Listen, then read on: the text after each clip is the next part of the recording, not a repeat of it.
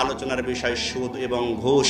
সুদ সম্পর্কে মহান আল্লাহ সুবহানাহু ওয়া তাআলা বলছেন, আহাল্লাল্লাহুল বাইআ ওয়া হাররামার রিবা। চিরদিনের জন্য আল্লাহ সুবহানাহু ওয়া তাআলা কেনা বেচা ব্যবসাকে হালাল করে দিয়েছেন, পক্ষান্তরে সুদকে আল্লাহ সুবহানাহু ওয়া তাআলা হারাম ঘোষণা করে দিয়েছেন। পৃথিবীতে কোনো বাপের বেটার ক্ষমতা নেই আল্লাহর এই সিদ্ধান্তকে পরিবর্তন করে হালাল ঘোষণা করতে পারে। এখন যারা সুদ খায় তাদের সম্পর্কে আপনাদেরকে আমি 10টা কথা বলবো অতি সংক্ষিপ্ত সময়ে। আমি আলামিন মনে করছি আপনারা এই 10টা কথা শুনে কাগজে লিখে আপনাদের ঘরে ঝুলিয়ে রাখা উচিত। এত গুরুত্বপূর্ণ কথা, অতএব আপনারা সকলেই মনোযোগ দিয়ে শুনুন। সুদখোরদের ভয়াবহ পরিণাম 10টি আপনাদের সম্মুখে আমি বলছি। যারা সুদ খায়, এই সুদখোরদের 1 নাম্বার পরিণাম হলো সুদখোররা আল্লাহ সুবহানাহু ওয়া তাআলা এবং নবী মুহাম্মদ সাল্লাল্লাহু আলাইহি ওয়াসাল্লামের সাথে যুদ্ধ করে। পড়েন নাউযুবিল্লাহ। আল্লাহ রাব্বুল আলামিন বলছেন, ইয়া আইয়ুহাল্লাযীনা আমানু তাকুল্লাহা ওয়া যারু মা বাকিয়া মিনার রিবা ইন কুনতুম মুমিনিন। আল্লাহ রাব্বুল আলামিন পৃথিবীর ঈমানদারদেরকে ডেকে বলছেন, ওহে যারা ঈমান এনেছো, তোমরা আমি আল্লাহকে ভয় করো। ওয়াজারু মা বাকিয়া মিনার রিবা, আর তোমাদের মাঝে যতটুকু সুদের বকেয়া রয়েছে তা তোমরা ছেড়ে দাও। ইন কুনতুম মুমিনিন, যদি তোমরা নিজেকে ঈমানদার দাবি করো তাহলে সুদের যা বাকি পড়ে রয়েছে এগুলো তোমরা ছেড়ে দাও। এর পরের আয়াতে আল্লাহ সুবহানাহু ওয়া তাআলা বলছেন, ফাইল্লাম তাফআলু ফাযানু বিহারবিম মিনাল্লাহি ওয়া রাসূলি। তোমাদের সম্মুখে উত্থাপন করা হয়েছে সুদ হারাম, অর্থাৎ আজকে যারা আপনারা এখানে উপস্থিত হয়েছেন সকলের সম্মুখে আমি উত্থাপন করলাম যে সুদ হারাম। এই সুদ হারাম জানার পরেও যারা পুনরায় আবার সুদ গ্রহণ করবে, আল্লাহ রাব্বুল আলামিন বলছেন জানার পরেও যদি তোমরা সুদ ছেড়ে দিতে না পারো তাহলে তোমরা আমি আল্লাহ এবং মুহাম্মদ সাল্লাল্লাহু আলাইহি ওয়াসাল্লামের সাথে যুদ্ধ করার জন্য প্রস্তুতি গ্রহণ করো। এখন আপনারা আমাকে বলুন তো, এই পৃথিবীতে এমন কোন ব্যক্তি কি আছে যে আল্লাহর সঙ্গে যুদ্ধ করে আল্লাহকে পরাজিত করবে? এমন কোন শক্তি পৃথিবীতে আছে? কোন শক্তি পৃথিবীতে নাই। আরে শুধু মানুষ কেন, এই পৃথিবীতে যত মানুষ আছে, যত জিন রয়েছে, আল্লাহর বাহিনী, আল্লাহর ফেরেশতা, সমস্ত ফেরেশতা মিলে যে ফেরেশতাদের বর্ণনায় আল্লাহ সুবহানাহু ওয়া তাআলা সূরা হাশরের মধ্যে বলছেন, ওয়া ইয়াহমিলু আরশা রাব্বিকা ফাওকাহুম ইয়াওমাইযিন সামানিয়া। কিয়ামতের ময়দানে কঠিন মুসিবতের সময় আল্লাহর 8 জন মাত্র ফেরেশতা এই পৃথিবীর সব থেকে বড় সৃষ্টি, সব থেকে ভারী সৃষ্টি, সব থেকে মজবুত সৃষ্টি আল্লাহর আরশ, এই আরশকে আল্লাহর মাত্র 8 জন ফেরেশতা উঁচু করে ধরে থাকবে। পড়েন সুবহানাল্লাহ। তাহলে আপনি চিন্তা করেন আল্লাহর বাহিনী ফেরেশতাদের শক্তি কত। মুসলিমের হাদিসের মধ্যে আছে আল্লাহর নবী সাল্লাল্লাহু আলাইহি ওয়াসাল্লাম বলেন, কিয়ামতের দিন আল্লাহ সুবহানাহু ওয়া তাআলা শুধুমাত্র জাহান্নামকে নিয়ন্ত্রণ করার জন্য 4,90,00,000 ফেরেশতা নিযুক্ত করবেন। তাহলে এবার আপনি চিন্তা করেন আল্লাহর ফেরেশতা কত আর তাদের শক্তি কত বেশি। এখন আমি আপনাদেরকে বলছি, সমস্ত ফেরেশতা, সমস্ত মানুষ, সমস্ত জিন, সমস্ত সৃষ্টি মিলেও যদি আল্লাহ সুবহানাহু ওয়া তাআলার বিরুদ্ধে যুদ্ধ করে, আল্লাহকে পরাজিত করা সম্ভব? পরাজিত করা সম্ভব নয়। নেন এবার আপনি যুদ্ধ করতে থাকেন, সুদ খান, দেখে আল্লাহকে আপনি পরাজিত করতে পারেন নাকি। সুদখোরদের ব্যাপারে 2 নাম্বার কথা, যারা সুদ খায় তারা আল্লাহ এবং রাসূল কর্তৃক অভিশপ্ত, লানত প্রাপ্ত। হাদিস থেকে শোনাচ্ছি, আন জাবির রাদিয়াল্লাহু তাআলা আনহু, জাবির রাদিয়াল্লাহু তাআলা আনহুর বর্ণনা, তিনি বলছেন, লানা রাসূলুল্লাহি সাল্লাল্লাহু আলাইহি ওয়াসাল্লাম রাসূলুল্লাহ সাল্লাল্লাহু আলাইহি ওয়াসাল্লাম লানত করেন 4 শ্রেণীর ব্যক্তির উপরে। বলেন তো কয় শ্রেণীর ব্যক্তির উপরে? জোরে বলেন, কয় শ্রেণীর ব্যক্তির উপরে? 4 শ্রেণীর ব্যক্তির উপরে রাসূল আকরাম সাল্লাল্লাহু আলাইহি ওয়াসাল্লাম লানত করেন, অভিশাপ দেন। তার 1 নাম্বার হলো আকিলার রিবা, যারা সুদ দেয়, অমুকিলাহু, আর যারা সুদ গ্রহণ করে।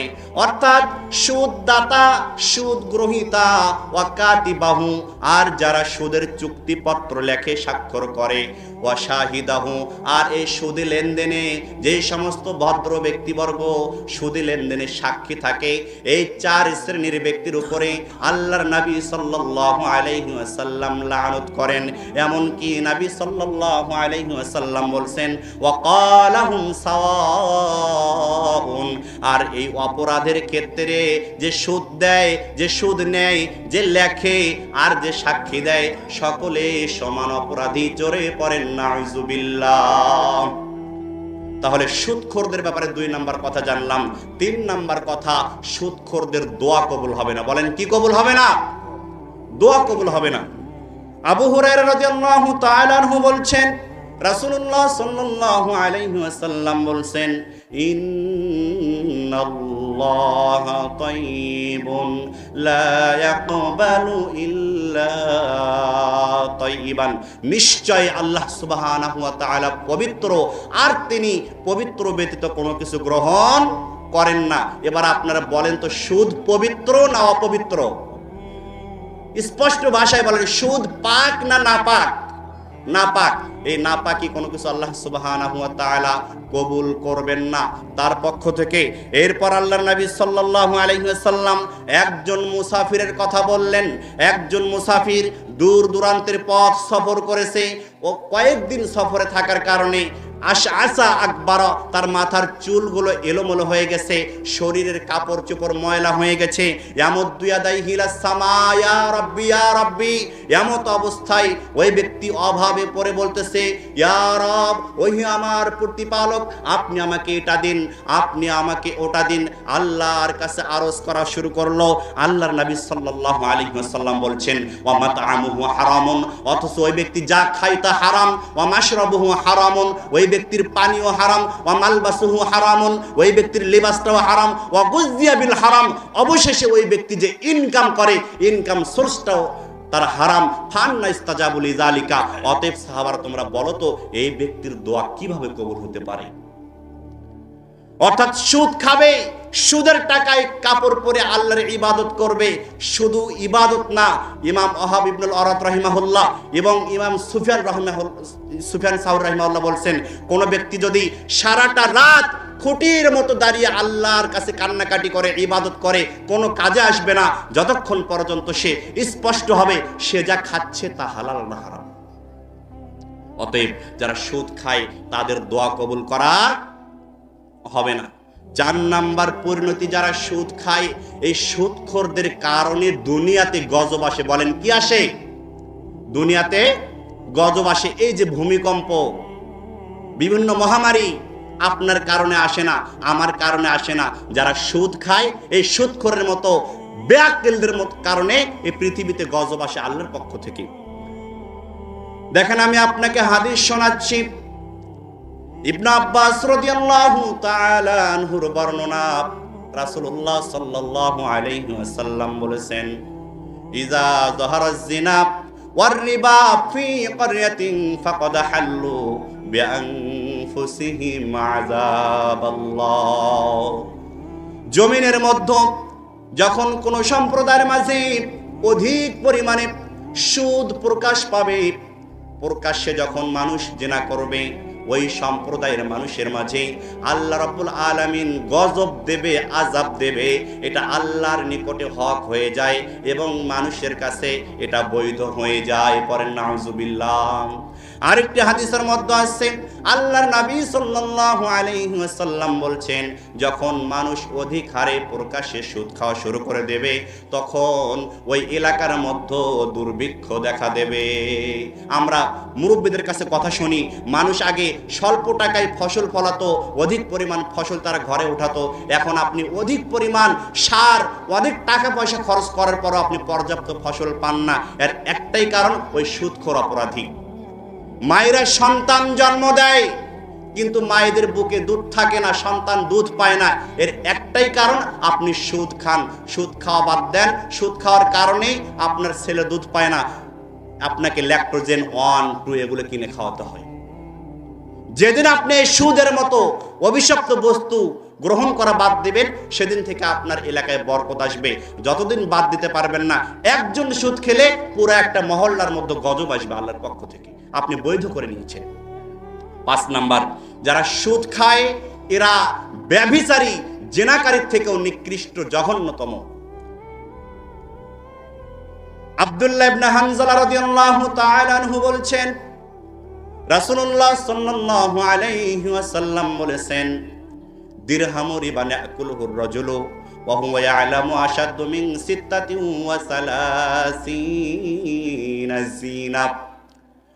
কোন ব্যক্তি যদি জেনে বুঝে মাত্র একটি দিরহাম, একটা টাকা যদি কোনো ব্যক্তি জেনে বুঝে সুদ হিসাবে গ্রহণ করে, 36 বার জেনা ব্যভিচার করলে যে পাপ হয়, 1 টাকা সুদ খাওয়ার কারণে তার আমলনামায় ওই পর্যাপ্ত পরিমাণ গুনাহ লেখা হয়। পড়েন নাউজুবিল্লাহ। আমার মনে হয় এখানে যারা আপনারা আসছেন 36 বার জেনা করেছেন, এত খারাপ লোক হয়তো বা এখানে আপনারা আসেন নাই, কিন্তু সুদ খায় এমন মহাজন এখানে অনেকেই আছে। এখানে আপনি মনে করেন না আমি জিনাকে ছোট করলাম।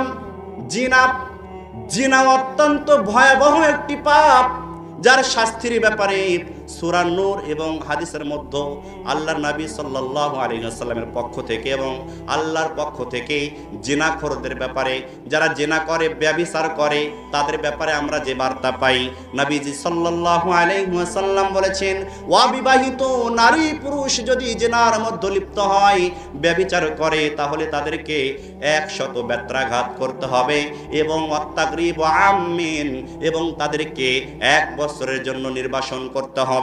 কিন্তু কোন বিবাহিত ব্যক্তি যদি নারী পুরুষ বিবাহ করার পর যদি তারা ব্যভিচার করে, পরকীয়া করে, আল্লাহর নবী সাল্লাল্লাহু আলাইহি ওয়াসাল্লাম এবং আল্লাহ রাব্বুল আলামিন বলেছেন তাদেরকে পাথর মেরে তাদেরকে পবিত্র করতে হবে। বলেন নাউজুবিল্লাহ। তাহলে আপনি ভাবেন এই জিনা কত ভয়াবহ পাপ। আয়েশা রাদিয়াল্লাহু তাআলা আনহা বলছেন, রাসূল সাল্লাল্লাহু আলাইহি ওয়াসাল্লাম বলেন, লা ইয়াহিল্লু দামু মরিইন মুসলিমিন ইয়াশহাদু আল্লা ইলাহা ইল্লাল্লাহ ওয়া আন্না মুহাম্মাদুর রাসূলুল্লাহ। ওই ব্যক্তিকে হত্যা করা যাবে না, ওই ব্যক্তির রক্ত হালাল নয় যে ব্যক্তি বলে আমি সাক্ষ্য দিচ্ছি আমার রব আল্লাহ সুবহানাহু ওয়া তাআলা এবং আমার নবী মুহাম্মদ সাল্লাল্লাহু আলাইহি ওয়াসাল্লাম। এমন ব্যক্তিকে হত্যা করা যাবে না ইল্লা বিহদা সালাসিন, তবে 3 শ্রেণীর মানুষকে হত্যা করতে হবে। তার 1 শ্রেণীর হলো রাজুলুন জানা বা'দা ইহসানিন, যারা বিবাহের পর যে সমস্ত নারী পুরুষ অন্যের সাথে জিনা করবে, পরকীয়া করবে, তাদেরকে কি করতে হবে বলেন তো? হত্যা করতে হবে। 2 নাম্বার, যারা দিন থেকে খারিজ হয়ে যাবে, অর্থাৎ মুরতাদ হয়ে যাবে, যারা আল্লাহর বিরুদ্ধে কথা বলবে, আল্লাহর শানে বেয়াদবি করবে, আল্লাহর সঙ্গে যারা ঠাট্টা বিদ্রুপ করবে, আল্লাহকে নিয়ে যারা মিথ্যা কটূক্তি করবে, এদেরকেও হত্যা করতে হবে। কিন্তু দেখেন বড়ই আফসোসের সাথে আমাদেরকে বলতে হচ্ছে, আমরা বাঙালি মুসলমান নিজেকে পুরা বিশ্বের মাঝে আমরা পরিচয় তুলে ধরি। বিশ্বের মধ্যে যতগুলো মুসলিম কান্ট্রি রয়েছে, আমরা 2য় বৃহত্তর মুসলিম কান্ট্রি দাবি করি, 3য় মুসলিম কান্ট্রি দাবি করি, অথচ এই বাংলার জমিনে আবুল বাউল ফাউলের মতো লোকেরা আল্লাহর বিরুদ্ধে কথা বলে, নবীর বিরুদ্ধে কথা বলে, কিন্তু তাদেরকে কোনো শাস্তি দেওয়া হয় না। বড় পরিতাপের বিষয়।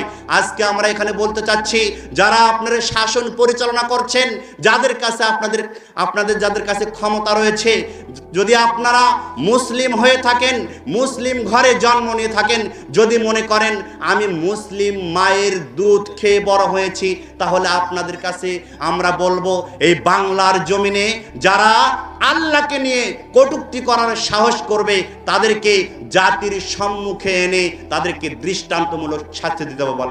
বলেন ঠিক কিনা? দৃষ্টান্তমূলক শাস্তি দিতে হবে। যদি আপনারা এই সাহস না পান, তাদের পক্ষে পক্ষপাতিত্ব করেন, তাহলে আমরা বলবো আমাদের সাধারণ জনগণের সম্মুখে কোনো ব্যাকেল, মূর্খ, জাহেল, আবুল বাউল ফাউলদের মতো লোক যদি সাধারণ জনগণের সম্মুখে পড়ে যায়, বিচার আমরা হাতে নিয়ে তাদেরকে প্রকাশ্যভাবে হত্যা করব। এই হত্যার বিরুদ্ধে কেউ যদি পক্ষপাতিত্ব করতে আসেন, এই সমস্ত পাতি নেতাদেরকেও আমরা ছাড় দেব না। কথা বলেন ঠিক কিনা? কোনো পাতি নেতার ছাড় হবে না। আপনাকে আমি বোঝাতে চাচ্ছিলাম, যারা ব্যভিচার করে তাদেরকে হত্যা করতে হবে, এবং যারা আল্লাহর বিরুদ্ধে কথা বলে তাদেরকেও হত্যা করতে হবে। তাহলে আপনি ভেবে নিন ব্যভিচার কত বড় ভয়াবহ পাপ। তার থেকেও বেশি ভয়াবহ পাপ হচ্ছে সুদ খাওয়া। আবু হুরায়রা রাদিয়াল্লাহু তাআলা আনহু বলছেন, রাসূলুল্লাহ সাল্লাল্লাহু আলাইহি ওয়াসাল্লাম বলেছেন, আর রিবা সাবউনা হুমবান আইসারুহা আইয়ানকিহার রাজুলু উম্মাহু। রাসূলুল্লাহ সাল্লাল্লাহু আলাইহি ওয়াসাল্লাম বলেছেন, যারা সুদ খায়, এই সুদের পাপের ৭০টা স্তর রয়েছে। আইসারুহা, তার মধ্যে সব থেকে হালকা, সব থেকে নরম, সব থেকে ছোট গুনাহ হচ্ছে মায়ের সাথে ব্যভিচার করা। পড়েন নাউজুবিল্লাহ। মায়ের সাথে ব্যভিচার করা। এবার আপনি বলতে পারেন যে হুজুর আপনি অনেক কঠিন করে বললেন। জি হ্যাঁ, আমি আপনাকে কঠিন করেই বলবো। আপনি বলবেন, হুজুর আমি 5 বছর সুদ খেয়েছি, আমার একটা বাড়ি হয়েছে, আরেকটা হলে আমি ছেড়ে দেব। আপনি বলছেন আমি আগামী 6 মাস পর ছেড়ে দেব। আমি বলছি আল্লাহর নবী সাল্লাল্লাহু আলাইহি ওয়াসাল্লাম বলেছেন, আগামী 6 মাস আপনি আপনার মায়ের সাথে ব্যভিচার করছেন। আপনি যদি বলেন আগামীকাল সকালে ছেড়ে দিব, তাহলে আমি বলবো আগামীকাল সকাল পর্যন্ত আপনি আপনার মায়ের সাথে ব্যভিচার করছেন। যদি বলেন 1 ঘন্টা পর ছেড়ে দেব, আগামী 1 ঘন্টা আপনি আপনার মায়ের সাথে ব্যভিচার করছেন। অতএব আজকে এখান থেকে শপথ নিয়ে যেতে হবে, হুজুর আমরা আলোচনা শুনেছি, বাড়িতে গিয়ে সোজা বাড়িতে যাবেন না, আলোচনা শেষে সোজা মসজিদে গিয়ে 2 রাকাত সালাত আদায় করে আল্লাহ সুবহানাহু ওয়া তাআলার কাছে বলবেন, আল্লাহ ইতিপূর্বে অনেক সুদ খেয়েছি, নিজের প্রতি জুলুম করেছি, আর এই জুলুম করতে চাই না, আপনি আমাকে ক্ষমা করে দেন। এভাবে তাওবা করেন, হয়তো আল্লাহ সুবহানাহু ওয়া তাআলা আপনার পূর্বের গুনাহগুলোকে আল্লাহ সুবহানাহু ওয়া তাআলা ফাউলাইকা ইউবাদদিলুল্লাহু আনহুম হাসানা, নেকিতে পরিণত করে দিতে পারেন। সুবহানাল্লাহ। অতএব আজকে শপথ নিয়ে নিন। 6 নাম্বার কথা, যারা সুদ খাবে এরা কিয়ামতের দিন যখন এরা কবর থেকে উঠবে, পাগল যেরকম ছটফট করে, লাফালাফি করে, মাতলামি করে, এই সুদখোরেরা পাগলের মতো লাফালাফি করবে, ছটফট করবে। আল্লাহ রাব্বুল আলামিন বলছেন, আল্লাযীনা ইয়াকুলুনার রিবা লা ইয়াকুমুনা ইল্লা কামা ইয়াকুমুল্লাযী ইয়াতাকাব্বাতুহুশ শাইতানু মিনাল মাস। পৃথিবীর জমিনে যারা সুদ খাবে, সুদি লেনদেন যারা করবে, কিয়ামতের ময়দানে যখন তারা কবর থেকে উঠবে, মানুষকে শয়তান আসর করলে, জিন আসর করলে যেরকম পাগলের মতো ছটফট করে, লাফালাফি করে, এই সুদখোরেরা কিয়ামতের দিন পাগলের মতো লাফালাফি করতে থাকবে। জি হ্যাঁ, আপনি দুনিয়াতে সুদ খেয়েছেন, সালাত আদায় করেছেন, আবার হজও করেছেন। দুনিয়াতে আপনাকে হয়তোবা দেখে বোঝা যায়নি এ লোকটা সুদ খেয়েছিল, কিন্তু কিয়ামতের ময়দানে সেই কঠিন মুসিবতের সময় যখন আপনি পাগলের মতো ছটফট করতে থাকবেন, মাতলামি করবেন, ওই সময় আপনার আশেপাশে সকলে আপনার পরিচয় জেনে যাবে, এই লোকটা দুনিয়াতে সুদ খেয়েছিল। আর এই শাস্তির কারণ কি? আল্লাহ বলছেন, যালিকা বিআন্নাহুম ক্বালু ইন্নামাল বাইউ মিসলুর রিবা। তাদেরকে যে পাগল অচেতন করা হবে।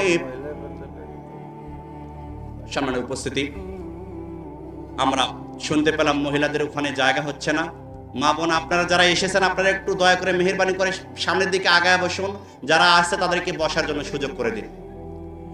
আল্লাহ রাব্বুল আলামিন বলছেন, তাদেরকে যে পাগল অচেতন করা হবে তার একটাই কারণ, এই সমস্ত সুদখোর মহাজনরা বলতো বিআন্নাহুম, তারা বলতো ইন্নামাল বাইউ মিসলুর রিবা, নিশ্চয় সুদ আর ব্যবসার মধ্যে কোনো পার্থক্য নেই।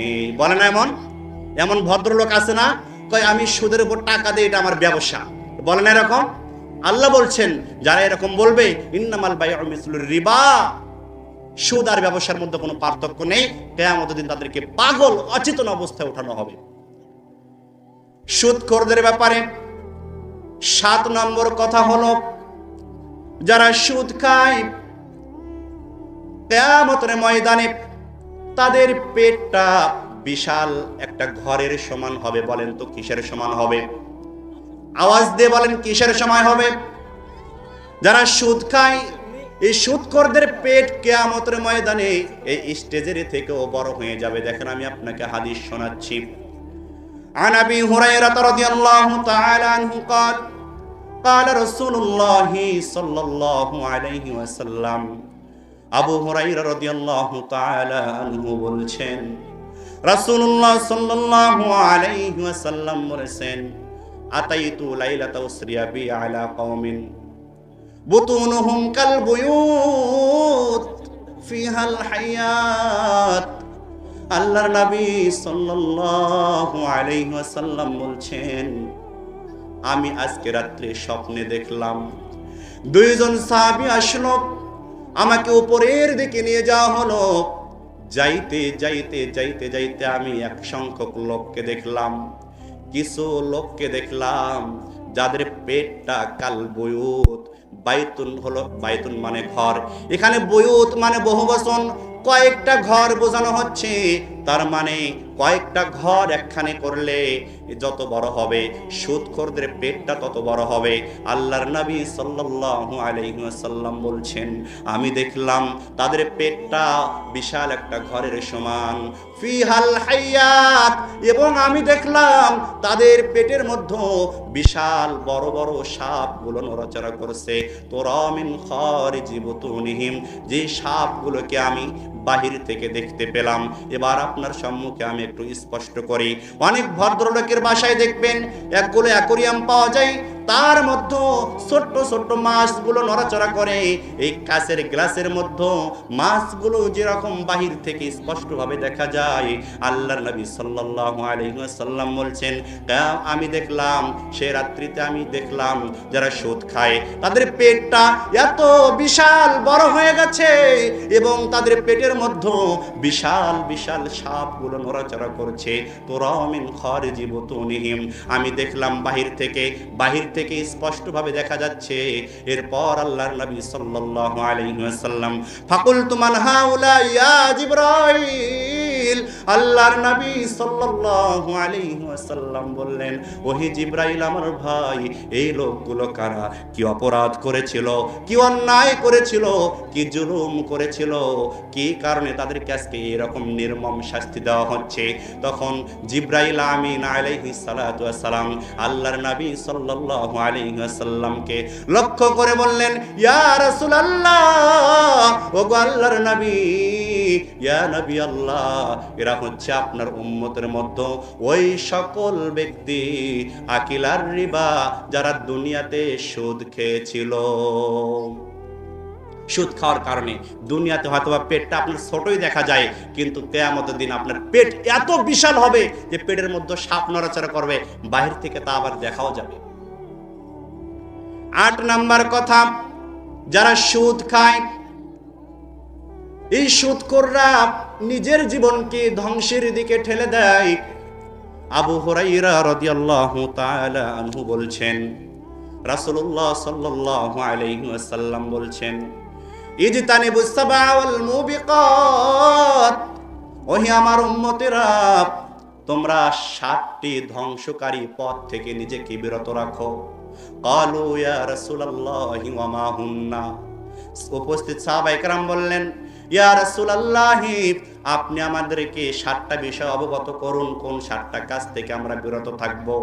আল্লাহর নবী সাল্লাল্লাহু আলাইহি ওয়াসাল্লাম বলছেন, আশরিকু বিল্লাহ, আল্লাহর সঙ্গে শিরিক করো না। ওয়াস সিহরু, 2 নাম্বার জাদু করো না, ওয়া কাতলুন নাফসিল্লাতী হারামাল্লাহু ইল্লা বিল হক, আল্লাহ যাকে হত্যা করা হারাম করে দিয়েছেন তাকে তোমরা হত্যা করো না, আকিলার রিবা, সুদ খেও না, ওয়া আকলু মালিল ইয়াতীম, ইয়াতীমের সম্পদ তোমরা অন্যায়ভাবে গ্রাস করো না, ওয়াত তাওয়াল্লি ইয়াউমাজ যাহফি, যুদ্ধের ময়দান থেকে পলায়ন করিও না, ওয়া কাযফুল মুহসানাতিল মুমিনাতিল গাফিলাত, আর কোন সৎ চরিত্রবান নারীর চরিত্রে তোমরা কলঙ্ক লাগিয়ে দিও না। এই হাদিসের মধ্যে 7টা বিষয়কে আল্লাহর নবী সাল্লাল্লাহু আলাইহি ওয়াসাল্লাম বলেছেন, এই 7টা কাজ করলে বান্দা নিজে নিজেকে ধ্বংস করবে। তার মধ্য থেকে একটা হলো সুদ খাওয়া। আল্লাহর নবী সাল্লাল্লাহু আলাইহি ওয়াসাল্লাম যে বিষয়টাকে বললেন, এই বিষয়টা মানুষকে ধ্বংস করে, এই বিষয়টা মানুষের জন্য কখনো কল্যাণকামী হতে পারে না। বলেন ঠিক কিনা? 9 নাম্বার কথা হলো, যারা সুদ খায় তারা মনে করে আমাদের সম্পদ বৃদ্ধি পাচ্ছে, কিন্তু মূলত তাদের সম্পদ বৃদ্ধি পায় না। আল্লাহ রাব্বুল আলামিন পবিত্র কোরআনুল কারীমের মধ্যে বলছেন, ইয়ামহাকুল্লাহুর রিবা ওয়া ইউরবিস সাদাকাত, নিশ্চয় আল্লাহ রাব্বুল আলামিন সুদের টাকাকে সংকুচিত করেন, হ্রাস করেন, আর দান করলে দানকে আল্লাহ রাব্বুল আলামিন বর্ধিত করেন। ইবনে আব্বাস রাদিয়াল্লাহু তাআলা আনহুর বর্ণনা তিনি বলছেন, রাসূলুল্লাহ সাল্লাল্লাহু আলাইহি ওয়াসাল্লাম বলছেন, ইন্নার রিবা ওয়া ইন কাসুরা ফাইন্না আকিবাতাহু তাসিরু ইলা কাল্লি, নিশ্চয় সুদ এমন একটা বস্তু যাকে আল্লাহ রাব্বুল আলামিন সংকুচিত করেন। ওয়া ইন কাসুরা, যদিও তোমরা মনে করো তা বৃদ্ধি পাচ্ছে, ফাইন্না আকিবাতাহু তাসিরু ইলা কাল্লি, মূলত প্রকৃতপক্ষে এই সুদের সর্বশেষ আপডেট হচ্ছে এই সুদ গ্রহণকারীকে আল্লাহ রাব্বুল আলামিন সমাজের মাঝে একেবারে ব্যাকেল করে ছেড়ে দেবে। 10 নাম্বার কথা হলো, সর্বশেষ এই সুদখোর মহাজনরা জাহান্নামের অধিবাসী হয়ে যাবে। যারা গরিবের কষ্টার্জিত সম্পদকে রক্তচোষা জোকের মতো যারা ছিনিয়ে নিয়েছে, অত্যাচার করে যারা সুদ হিসেবে গরিবের কষ্টার্জিত সম্পদকে আত্মসাৎ করেছে, আল্লাহ রাব্বুল আলামিন পবিত্র কোরআনুল কারীমের মধ্যে বলছেন, ফামান জা মাউইযাতুম মির রাব্বিহি, আল্লাহ রাব্বুল আলামিন এই আয়াতের মধ্যে বলছেন, যাদের নিকটে উপদেশ এসেছে সুদ হারাম, এই উপদেশ আসার পরে যারা সুদ থেকে বেঁচে যাবে, সুদ থেকে বিরত থাকবে, তারা অবশ্যই ভালো মানুষ। কিন্তু যারা এই কথা শোনার পরেও ওয়ামান আদা, আবার যারা সুদ গ্রহণ করবে, ফাউলাইকা আসহাবুন নার, তাদের ঠিকানা হলো জাহান্নামের মধ্যে। সেদিন তারা বুঝতে পারবে জাহান্নামের অকল্পনীয় অবর্ণনীয় শাস্তি কি, সেদিন তারা জাহান্নামে গিয়ে বুঝতে পারবে। তাহলে আমরা জানলাম সুদের ব্যাপারে 10টি কথা। সুদের সর্বশেষ আপডেট হচ্ছে সে ব্যক্তি কোথায় যাবে বলেন? জাহান্নামে যাবে। লাস্ট আরেকটি কথা বলি, সুদ দেখেন কতটা ভয়াবহ। সূরা মাইদা 3 নম্বর আয়াতের মধ্যে আল্লাহ সুবহানাহু ওয়া তাআলা বলেছেন, যেমন আপনার নিকটে কুত্তার মাংস খাওয়া হালাল না হারাম? বলেন তো আপনারা, হালাল না হারাম? এ হারাম দেখে কি আপনারা খান না? নাকি আপনার বাবাই আপনাকে খাওয়ায়নি এজন্য খান না? আপনার পূর্বের কেউ খায় না এজন্য আপনি খান না? বিষয়টা হয়তো বা এরকম হতে পারে।